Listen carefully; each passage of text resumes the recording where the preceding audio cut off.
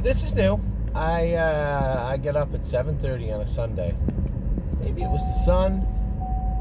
Maybe it was the way the horses trained yesterday, but I just felt ready to go. So I got up. I got a couple of meetings today. I have to take in, and we have our webcast tonight. So the reason I'm doing this video is last minute, just to reiterate to everybody how to. I'm sure Kelly will add how to get on the webcast tonight. But this is more or less to ask if you have any questions. I have had some questions submitted personally to me about the webcast and in general about the burn. Now, Kelly had said, don't ask any singular questions about horses because it takes up time. I understand what she's doing. She's right. At the same token, you can send me an email and ask them, and if I have time, I'll happily brush over them, whether it be, hey Anthony, here's going to be one that comes up. Hey, I don't see my horse on the staking list.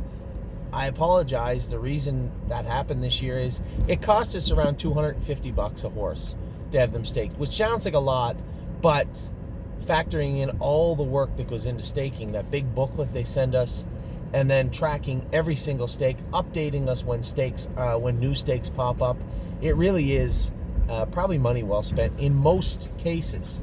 Now, I did save collectively around $5,000 or $6,000 this year because there was horses that we just knew we were staking regionally, right at the time.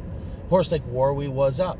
I didn't just stake him regionally. I went into the race office at Mohawk and paid the first payment to the Battle of Waterloo, the first payment to the Nassau. I think highly of this colt, and I staked him as such. A horse like Muscle Chrome, she's just going in the OSS. Why pay $800 and some when I can just pay the $600 OSS fee at the race office at Mohawk? So just things like that. So for those of you who don't see your horses, the easiest way is the way I put it the other day in an email. Every single horse that we have in our stable, 2 and 3 year olds, are minimum staked regionally. So there's nobody that will go without staking. So no need to be too concerned about that. Questions like that, whether it comes to the staking, how we arrived on the stakes. I've had back and forth with a number of clients about some clients wanted more staking on their horses or maybe a little bit less. How did I arrive on those numbers? How did I arrive on deciding who I was going to stake and who I wasn't going to stake heavily? These are questions that I'm happy to answer.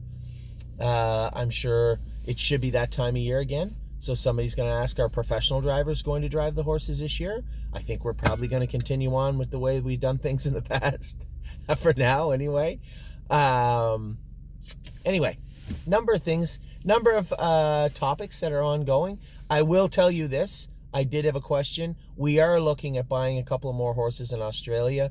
Obviously, Darren had reached out to Daniel Cordina, who is our liaison, if you will, our partner and our go-between in Australia. They had reached out and said, hey, no pressure, but does Anthony have any aspirations of buying into any more horses? Now, Daniel called. He actually asked us to buy into 3. He had 3 trainers in mind. Matt Rue, who I met when I was in Australia, a nice kid. Obviously, Darren McCall and Robbie and Carrie Ann again.